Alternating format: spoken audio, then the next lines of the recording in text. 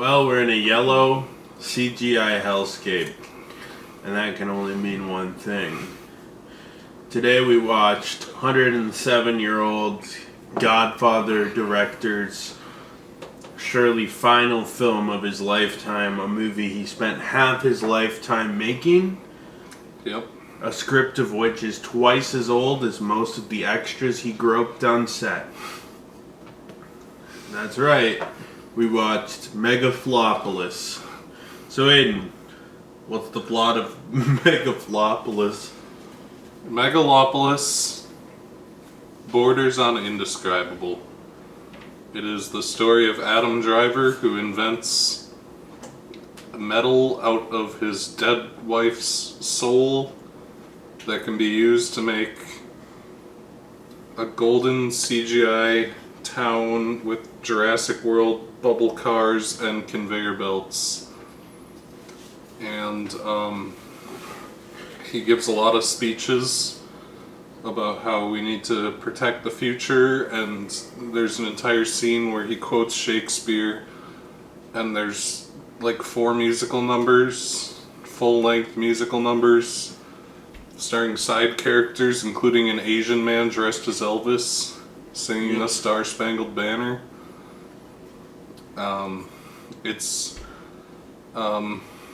Other people are in it. John Voight is a banker. Aubrey Plaza is a gold digger. Shia LaBeouf is Shia LaBeouf. And it's all kind of indecipherable and weird. And there's a lot of scenes of Adam Driver talking while CGI flowers open in front of him. And at one point he gets assassinated and then comes back to life with a golden eye. And then they forgot to do that for the rest of the movie, so he just looks normal again. And he marries the mayor's daughter. Then he gives a lot of speeches. And it's supposed to be like Rome. And they have like a Roman gladiator coliseum. And yeah, that's kind of the plot, I guess, to the extent that you could call anything in this movie a plot or describe it in any way that makes sense. So Connor, what did you think of Megalopolis? Megalopolis is what Francis Ford Coppola hoped would be his opus, but he's still just the Apocalypse Now and Godfather 1 and 2 guy. He also did Godfather 3.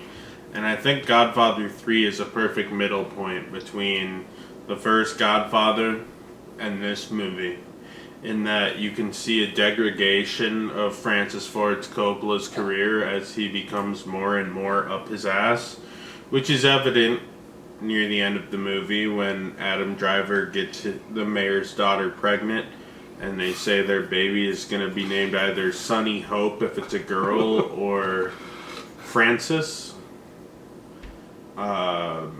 Which of course, I guess, I don't know. I don't know what they were trying to say with that, other than that's the director's name. This movie's a clusterfuck, and I feel like it's fallen into 3 categories of film criticism. The people who love the movie, supposedly, who have no actual reason to like it. Because they can't define why they like it. They just say it's genius because they're scared that they're going to be one of the people who this movie one day will be like found by scholars and they'll decide it's the best movie that's ever been made. And they didn't want to miss out on the train of saying, I knew it was good. You know. So people who don't have real criticisms. Yep. Then there's people who are in the middle, who say, I thought this movie was the fucking worst thing I've ever seen, but maybe one day people consider it genius, so I'm gonna play my middle bets. And then there's people like me who, from the first moment of the first frame of the movie, realized that this was gonna be an unequatable clusterfuck and a mess. Yep. The best way I can easily describe it for film connoisseurs is a Neil Breen movie. A Neil Breen vanity picture through and through, except with more money. I'm sure Francis Ford Coppola would have starred in it had it been 1986 when he came up with the idea.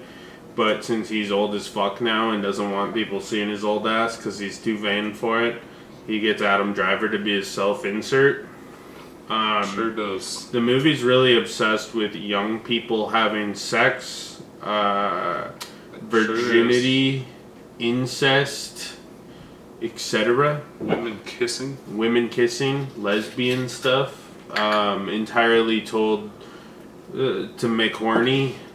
And I would say maybe there's some deeper meaning to all of it, except there was the controversy where Francis Ford Coppola refused to hire intimacy coordinators, and then all the extras got mad because he's like, you gotta get sexy with it, aren't I a sexy old man? And he's groping all the extras who were getting paid free fucking ham sandwiches to be there.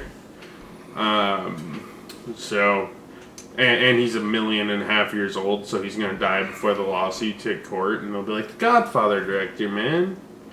You know, so he got away with it. He's getting away with his crimes. You know, he's gotta just kind of play the buzzer, so to speak, on the lawsuit. You know, delay it till he dies.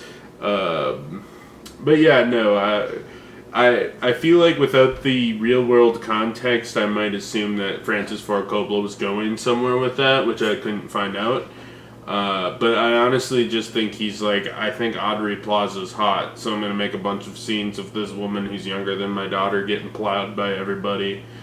Weird fetish, like almost Sigmund Freud shit with her. Shia LaBeouf is unhinged.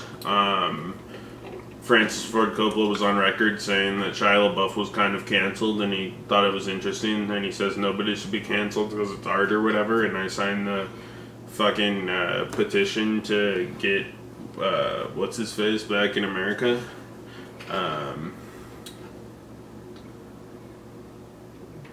Yep.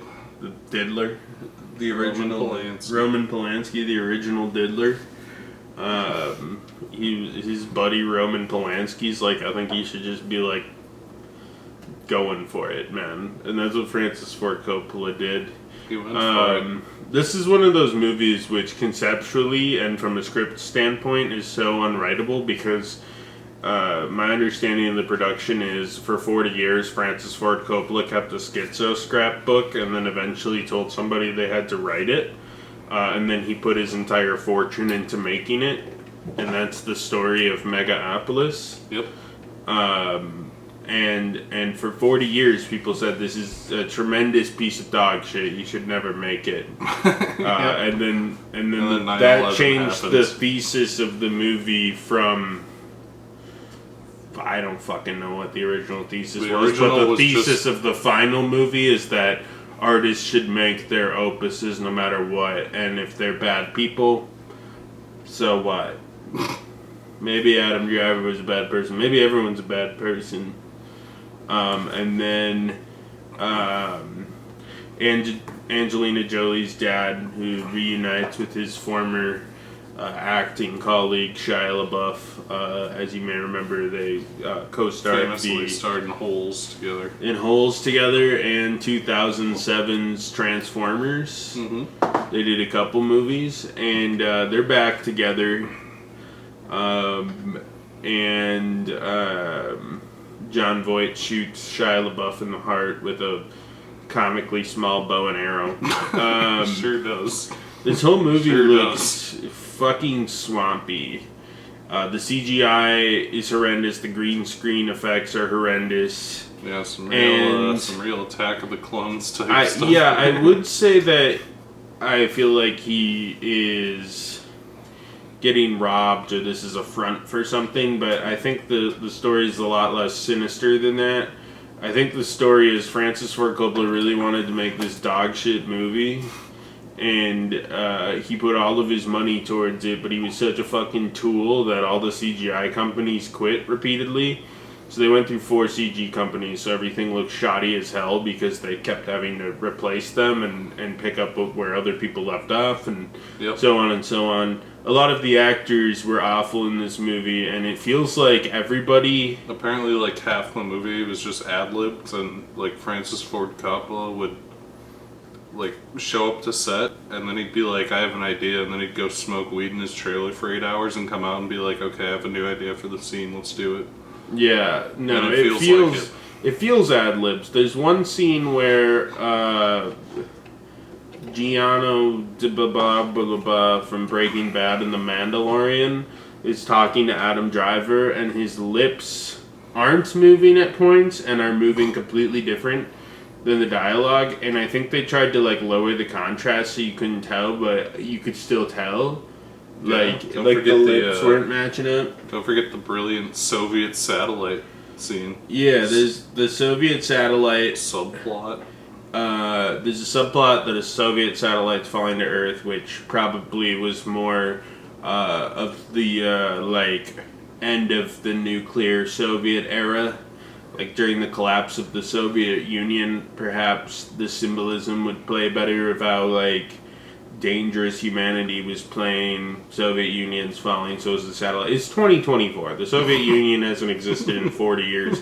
Now, that's not to say that the Soviet Union isn't the thing, but the idea of this whole movie being like, we should gaze at the future, and then Francis Ford Coppola wants the Soviet satellite subplot. I like how the Soviet satellite subplot is just like at one point they go up to Giancarlo Esposito and they're like, hey, like the satellite's gonna fall on New York. Well, it also kills Dustin Hoffman. But like he has like one cutaway where he's like, oh, and then he gets literally crushed by a shitty CG satellite. But yeah, the satellite pieces fall down, and there's like 3 scenes showing the destruction, and then Adam Driver's like, damn, that sucks, and then it's never brought up again for the next hour and a half. Well, no, because that creates the crater that they build Megalopolis on, because the satellite crashing in its entirety in the middle of New Rome. But he was right. Megalopolis is the city of the future. It's a CGI golden flower that has Jurassic you World couldn't bubble live cars there, sleep there, Jurassic sit there, World run a bubble business cars out there. and conveyor belts like at the airport. Yeah, and he's like, I was inspired by Metropolis, but the one thing I've noticed, and I've watched Metropolis, which is a movie that's about as long as this and silent because it's from the 1920s. It's a much better film than this, and one thing that I've noticed in comparison is Metropolis had some wild ideas in it, some of which have since come true, but it looked like a practical city for the most part, and by practical I mean it's not a giant flower with airport stand escalators and Jurassic World spheres that usher you around to God knows where, because there's nowhere to sit, there's no shelter, there's no business access, there's a Maya. The whole movie is a fucking mess. So Everybody's an awful actor. It's baffling. The problem is it feels like everybody did this as a favor to Francis Ford Coppola, but he's an old senile douchebag that just was in it to see tits, basically, at this point. Yep. And blow his money on this because he had too much vanity to admit that it was a terrible idea, like everybody had been telling him for the last half century. Yep. So he just wouldn't drop the fucking thing, so he wanted to prove something to everybody by blowing his entire fortune to make this awful movie that's incoherent, makes no sense, and quotes things seemingly unrelated. At the end of the movie, one of the last moments, they say the Pledge Allegiance of America, but they change it into the Pledge Allegiance of the world. And I find that ironic. They sure do. I mean, it screams, if I'm looking into subtext, which I feel like a lot of the defenders of this movie need to do, I see like the Pledge Allegiance of America as like it turned into like equality and peace for everyone in the world as sort of ironic, can ride the because bubble cars. Everyone can ride the bubble cars to nowhere on a place where you can't sit and you can stand on the airport escalator. That's what uniting the world is. But they made Times Square yellow. I find it ironic that it's like, well, I feel like if the world adopted the American Pledge of Allegiance, America would kind of take over the world, like the old imperialism aspects. There's random flashes to Adolf Hitler, archival footage. sure. Is Adam Driver Adolf Hitler? Shia LaBeouf stands on a giant swastika tree trunk. Perhaps he's Adolf Hitler, but he just got comically shot in the ass by John Voight, who just explained, I have a good boner or something like that. And then he pulls out a tiny bow and arrow. Then he pulls out a comically small bow and arrow and shoots Shia LaBeouf in the ass cheeks with it. But then Shia LaBeouf goes into the streets and there's a bunch of rioters, and the rioters are like, you betrayed us. And I don't remember seeing where he betrayed them. And then they string him up and beat him like a piñata while cartoon money falls out of him. Yeah, it's very fucking weird. It's very fucking weird. Then they cut to the footage of Mussolini and Hitler. I guess is not too dissimilar to the public execution of I talked about the musical scenes, but like the Virgin musical scene is kind of tied into the story. It's like nonsense, but it's like tied into what's happening. Yeah, I mean, but then after it's revealed that Shia LaBeouf deepfakes Adam Driver having sex with a child, but then it turns out she's like 23 and he didn't have sex with her, and he didn't have sex with her. But then she has an edgy song that plays after that for like a minute and a half, and then it just cuts away, and she's never in the movie again, and it's like a weird, like a Family Guy. She's like in front of a bad CGI fire, doing like sexy dances and being like, "I'm horny." The cinematography reminds me of the joke song "Turn Up the Beef" from the movie Pop Star Never Stop, Never Stoppin'. Yep. The Emma Stone song "Turn Up the Beef."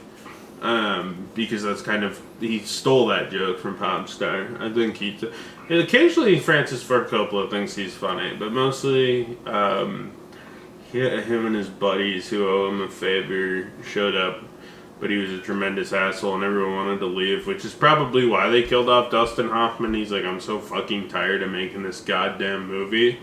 And he's like, well, how am I going to finish the movie without you? And he's like, we just make up the dialogue for every scene. Just crush me with a satellite. One scene I want to highlight in particular, Adam Driver. It's so hard to describe because every scene is going to sound very similar to what I described. They all sound kind of fake. Adam Driver and the mayor's daughter are on top of the Empire State Building, which has a giant clock on it. And also beams suspended from Adam Driver's penthouse.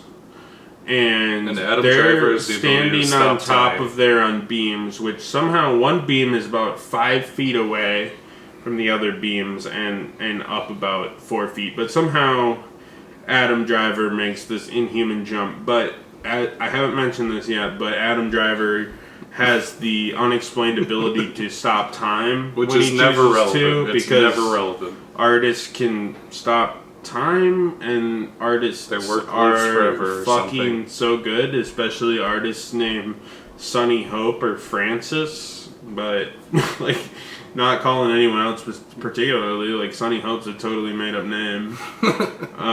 But anyways, it looks like they made these 4 beams practically. They're painted white, like a deep matte white, like with like shitty set paint.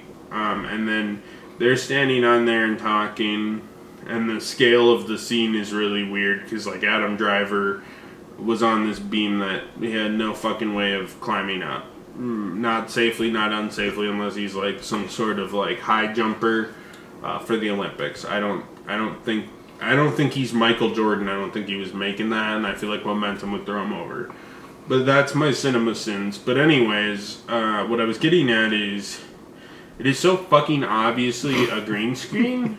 And then the problem is because nobody had time to refine the CGI, because Francis Ford Coppola kept being a douchebag and firing or having a CGI team revolt on him.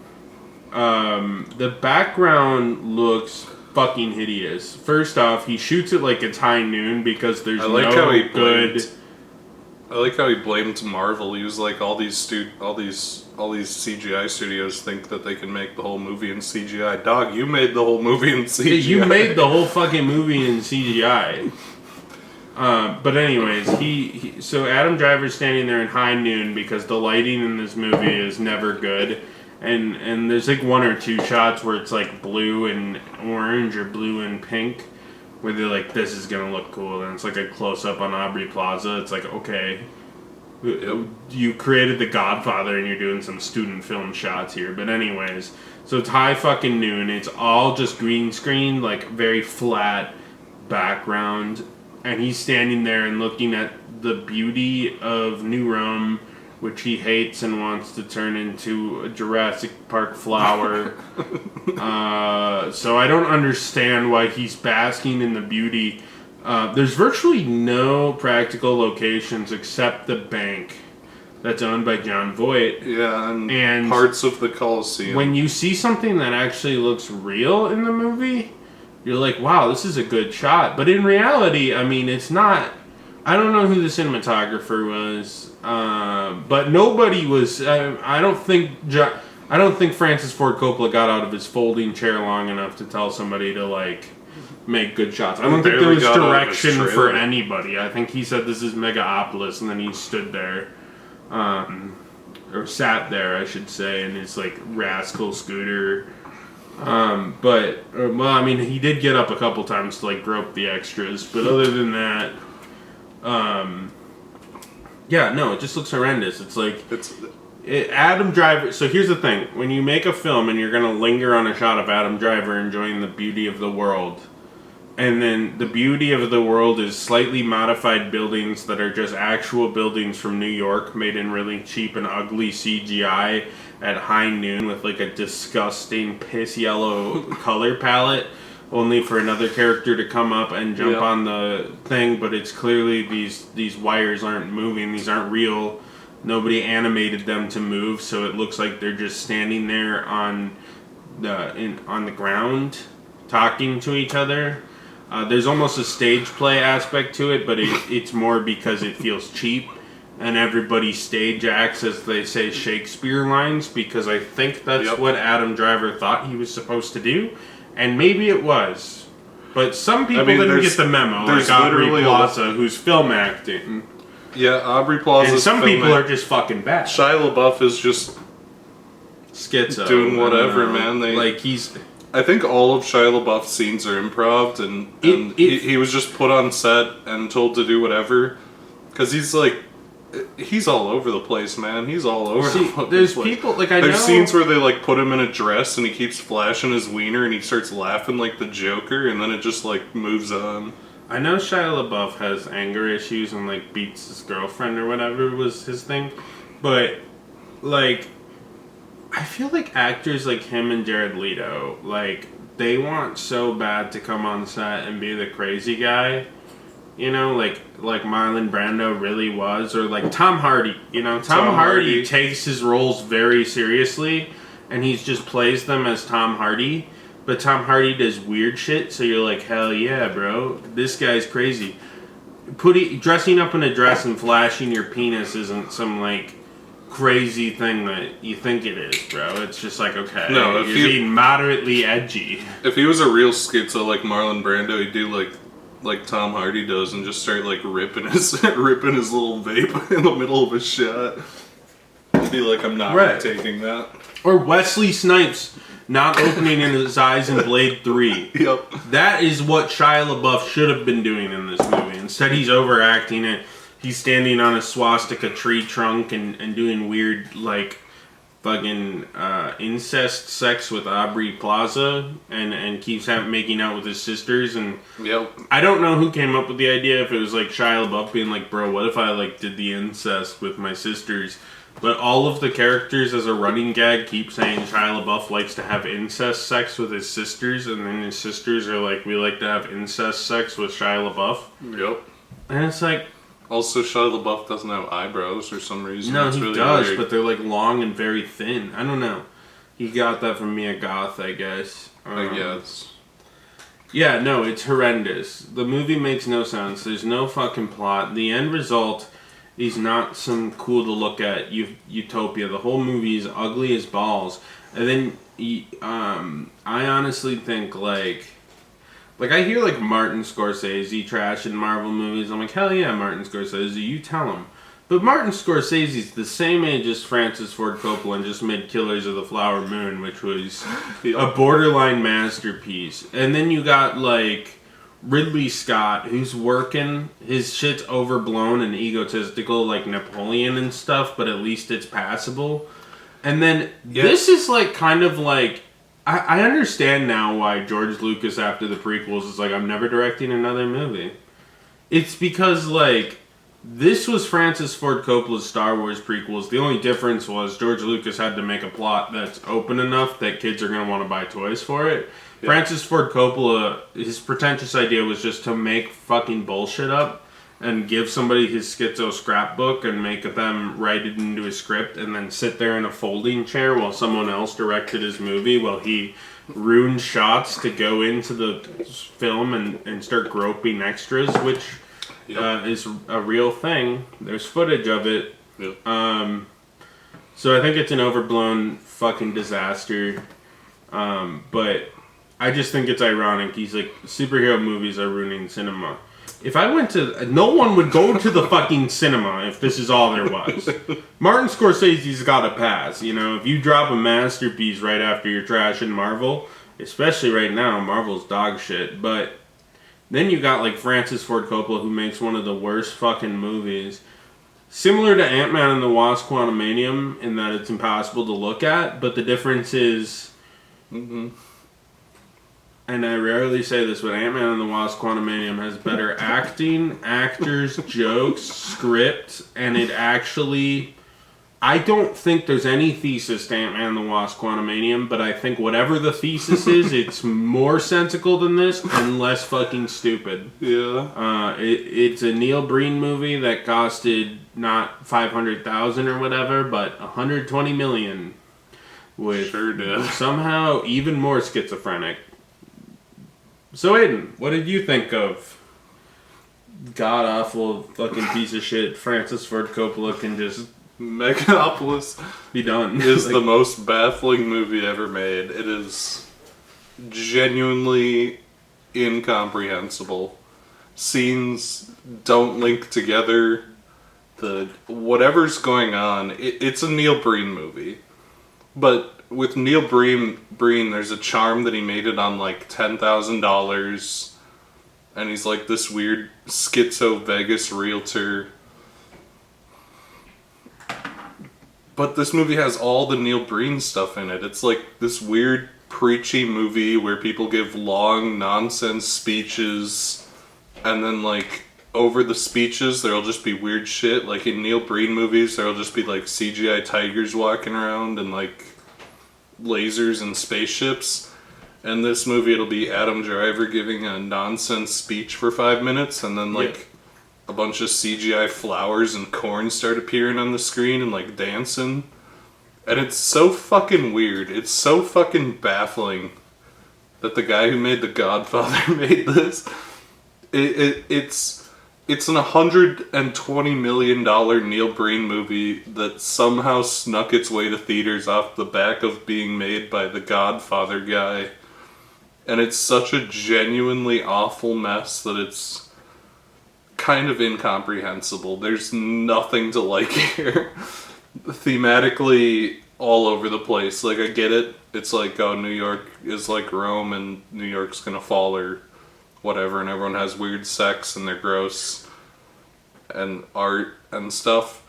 But also at the same time, the movie will just like make things, just do things, and then drop it. One of Adam Driver's earliest scenes, he just quotes Hamlet for like 2.5 minutes. And then he's like, but for real folks, we should build a giant flower with Jurassic World cars, bubble cars. The Hamlet scene I also want to point out, they're opening a model of the miniature city, I think, and they want to make all of the characters. The mayor wants to make show up. Adam Driver blows up a building, and then the mayor says we should put a casino where that building was, and Adam Driver says no, we should put a giant flower car, all car escalator place for people to have art in because my dead wife sells Live Forever as indestructible yellow cartoon metal. or something. Right. And then there'll just be like, there's like these weird CGI inserts everywhere. Like when Shia LaBeouf's at the Coliseum, he's talking and he's like, "This city's for sale," and then the words "city for sale" appear in front of him in CGI. It's so fucking weird. It is such a weird fucking baffling. Every single shot just has something I can't comprehend. The 2-minute scene of the fucking Asian guy dressed as Elvis singing the fucking Star Spangled Banner just in the middle. It's just like a Family Guy cutaway where other things are going on, and then it's like this Asian guy dressed as Elvis singing the Star Spangled Banner, and it's like he keeps doing these stupid split screens. And so the Asian guy's in the middle, and then it's showing like pictures of corn and like roses wilting and shit alongside it. Right. It's a Neil Breen movie. It's incomprehensible, like vanity picture slop with horrible CGI. It doesn't make any fucking sense. It doesn't make any fucking sense. Nothing in the movie makes sense. I think a big part of the problem with this movie is part of it is that he's had no plot and was making it up for 40 years, and I think there's a lot of like not only the improv, but there's like assumptions to the plot that I feel like there's no like good progression, because it's like Adam Driver's at the city meeting doing something, and it's then not the next a plot. scene he's having sex. Because a plot requires like things to happen in a sequential order, and like everything's prior events to influence them. But like it's all sequential, but it'll just be like Adam Driver has sex with Aubrey Plaza, and she's like a gold digger. Well, she wasn't a gold digger in the first scene. In the first scene, she has that parody of like TMZ, not yes. Like but also like Hollywood a stock gossip, stock broker exchange, thing. Like a lot of different Maya's. But it'll just like she wants to have sex with Adam Driver because she's a gold digger, and then it'll show a scene of like a Russian satellite, and it's like it's gonna fall to Earth, and like it's full of nuclear energy or something, and it might like blow up a city, and then that's forgotten for 40 minutes. To show like scenes of Shia LaBeouf showing his penis and laughing like the Joker, and then it'll cut back to the satellite and they're like, it's gonna fall like any second now, and then they'll cut away and Adam Driver's reciting Hamlet, and then he's on top of the Empire State Building, and the Empire State Building has a giant cartoon clock, and then he freezes time, which is never plot relevant. He can freeze time, but it's never like crucial to anything in the plot. It's really like something. And then he's like, "I'm so in love with you that I can freeze time again." Then they're like, "Okay, well now the satellite's coming down," and then it crushes Dustin Hoffman, and then Dustin Hoffman's written out. The satellite's written out. Fine, I'll fucking do one cutaway shot. And then Dustin Hoffman dies. No one mentions it, and then it cuts to like a scene of like Shia LaBeouf in a dress doing like go-go dancing, and then there's a musical number, and then Adam Driver gets shot in the face. The guy with the eye tattoo that becomes an assassin, and he hires a child to shoot Shia LaBeouf because children are the future, and then Adam Driver gets shot in the eye and dies, and everyone's like, damn, that sucks. And they put the metal in his eye, and he's missing an eye, and he has like weird gold magic powders, and he can see heaven. And then Aubrey Plaza tries to have sex with him, and he's like dressed like Jesus and has the weird golden eye, and then Jon Voight says, "Don't worry, we'll get you your money back," and then his face becomes normal. And it's like every single scene in this movie feels like it was shot in isolation for a different movie and then put together. There's no coherency or progression or anything. It's a Neil Breen movie. It's a Neil Breen movie. It's a bunch of random scenes thought up by an elderly narcissist to make his god complex satisfied. and it's weird and preachy about just all the random topics he could think of, and then it ends. Well, as a deflection to the God complex argument, he tries to address his own God complex in the movie, but then actually doesn't really. But he's like, old people who directed The Godfather 50 years ago, they're old douchebags who have no creativity left. And then it's kind of not addressed. And then he's literally proving it in front of your eyes. Yep. And then in interviews he talks about how people are going to like it after he's dead. Yep. Which is, I think, wishful thinking for himself. It's genuinely one of the most baffling things ever created. It's on par with Neil Breen, but Neil Breen has the charm of being some retard in Vegas. Yeah, not Godfather guy. Not Godfather guy. And it's just sad and incomprehensible and kind of just fucking terrible. Yeah. It's a horrible watch. It's depressing to see Francis Ford Coppola end up like this. But I'm sure the next Martin Scorsese movie will be good. We'll see if he lives long enough to do it, but yeah. He's doing one with Leo right now. Of course, Leo. Assuming Leo doesn't get pegged in the Diddler trial. I think we gotta do our NTMA Productions Diddler Shia moment. LaBeouf is the diddler in this movie. He is the diddler, but there's He has been 1,000 bottles of baby oil. New things since our Transformers 1 video. The lawyer of Diddy has claimed that the diddler had 1,000 bottles of baby oil because he frequently shopped at Costco and picked up 1,000 bottles. And Costco clapped back by revealing that they don't hold baby oil in any American location of Costco. Yep. So that was the Diddler Corner. Back to Megalopolis. Yeah, it's genuinely maybe the worst movie ever made. I think it's there's an a incomprehensible solid argument mess for it. And definitely for its budget, it's the worst movie ever made with this budget, definitely, but it also might just be the worst movie ever made. But you also have to weigh in, there's even more factors to weigh in calling it the worst movie of all time that I think are valid, because The Godfather Part 1 and 2 are both frequently considered top 10 movies of all time. Like, two of the spaces and, like, the be-all, end-all, I don't know who the fuck decides it, but, like, the critics voted or something. Roger 50 Ebert. years ago. Roger Ebert and Gene Siskel and all of them decided that The Godfather Part 1 and 2, along with Citizen Kane, were frozen in the top 10.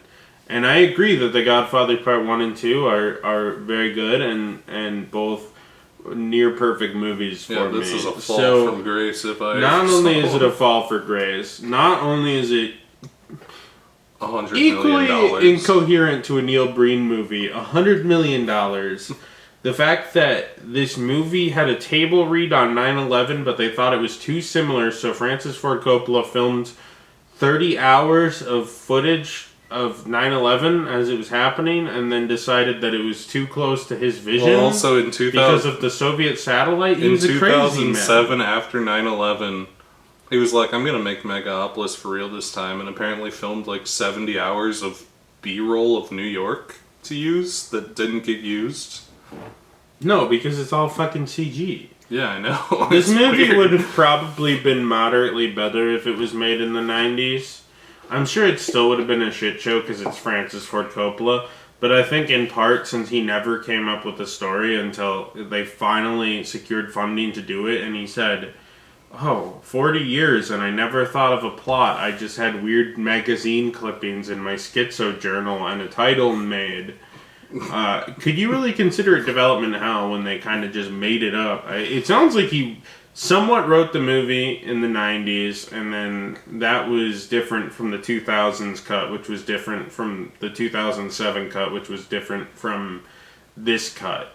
I say cut, but just all the work he put in the movie.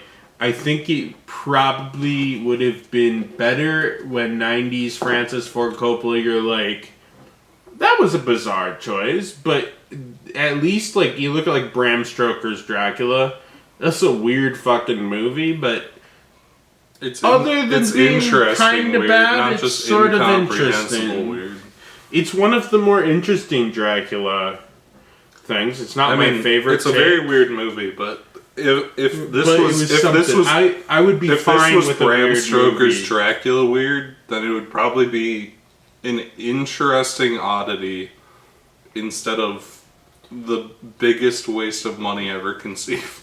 Biggest waste of money, biggest waste of time, and the sad thing too is one more like tarnish on the Francis Ford Coppola legacy before he likely is never able to secure funding. Probably won't be able to build up the funding again himself unless he sells all of his assets and. He burned all his money on this mess. This is probably fucking it for like mainstream Coppola movies, if any. More Coppola movies. Might get like a documentary of him like watering his flowers, like some old directors Well, did there's before they a Heart die. of Darkness style documentary on this coming out from some guy who filmed the set, which I'm sure will be fascinating and enlightening to watch. I imagine that'll be more interesting. To watch Francis Ford Coppola smoke weed in his trailer and say, "What if we put a scene where Adam Driver recites Shakespeare for 4 minutes?" That's just footage of him like groping on the extras. I think like on top of the movie being dog shit and people trying to justify it to like, I think the people who justify it, I understand their thinking is like, okay, this guy's the great director who made The Godfather. And he made a bunch of shitty movies in the 80s, 90s, 2000s, and 2010s. But he's got one more in him, and it's the one he held for 40 years. It's like this story where if he made a great movie and you were rooting for him, but he comes up as such a pompous asshole on top of like just like weird videos, like actual videos of him just like kissing and groping everybody on set, and you're like, okay, guy. Fuck you, dude.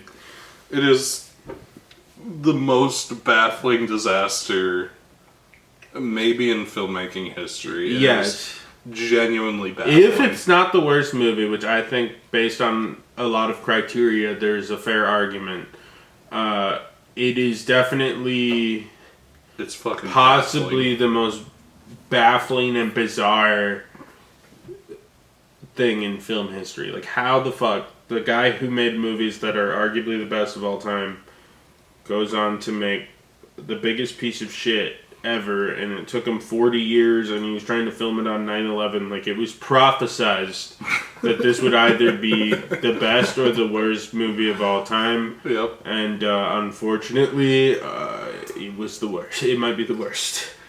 It's fucking crazy. Yeah, I guess it's I don't know what to say. It is so incomprehensible and weird that it will forever just be this fascinating object. I'm excited to see the documentary because I cannot imagine what processes went into this to make it turn out like this. The only problem with the documentary is, like Heart of Darkness, it's probably going to just be put out by American Zoetrope, so it's going to be like an inspiring story, and he'll be like, oh man, 9/11 happened, bro, it sucked. Like Heart of Darkness, the thing that made it good is Francis Ford Coppola. It was in the 80s by his wife, and his wife's like, bro, my fucking husband's a dick, and she's like recording his ass, and like... That's what we want. We don't want a propaganda piece trying to convince us. I hope maybe he'll be hands off, but he apparently has nothing to probably do was with like, it, but God knows how it'll turn out.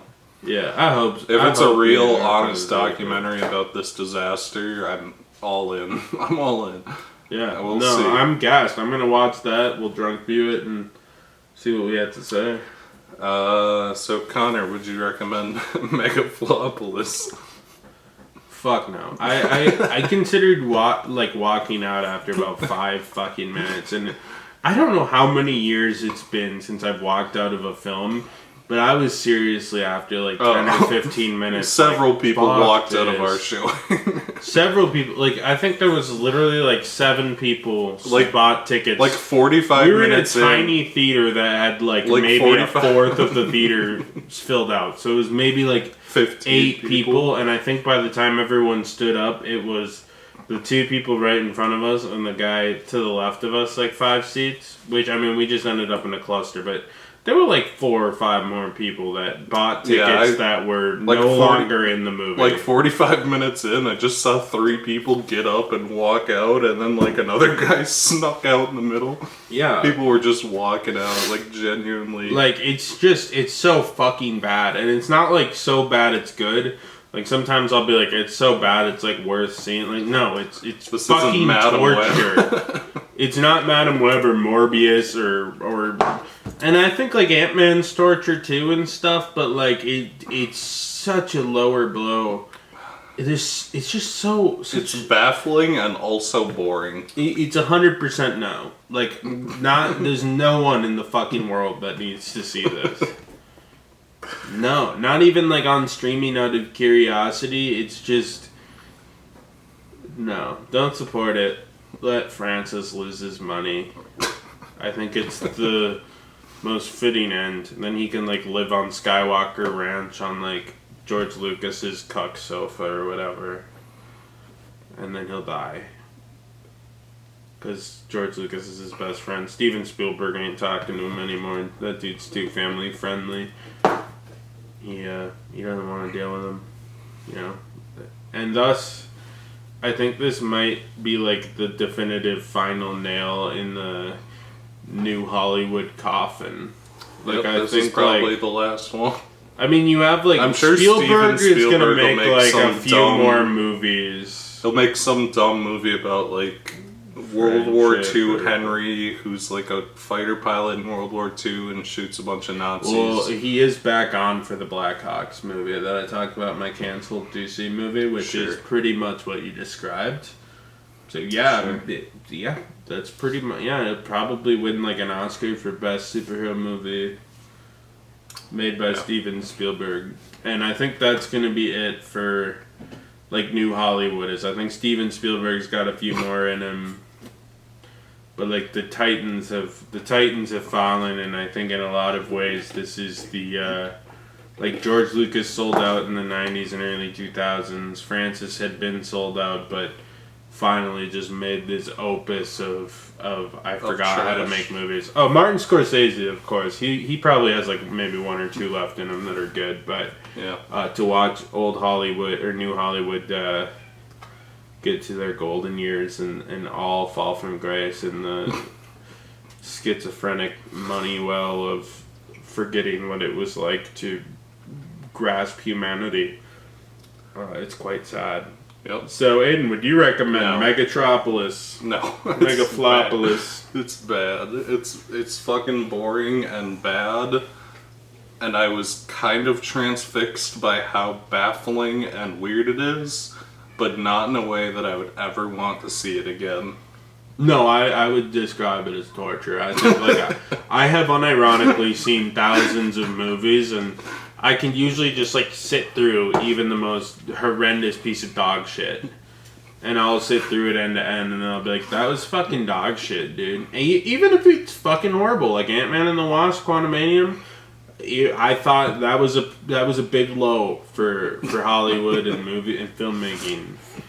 But I sat there. I don't believe I thought about walking out. Not to the extent I did here, that's for damn sure. Yeah. This was unimaginably bad. It's just unbearable. It's unbearable. I don't know what else to say. Well, I guess I'll leave it at this with a question. Because questions are better than answers, as Adam Driver says in this movie 500 times. And my question was, should we just forgive Roman Polanski by now? Come on.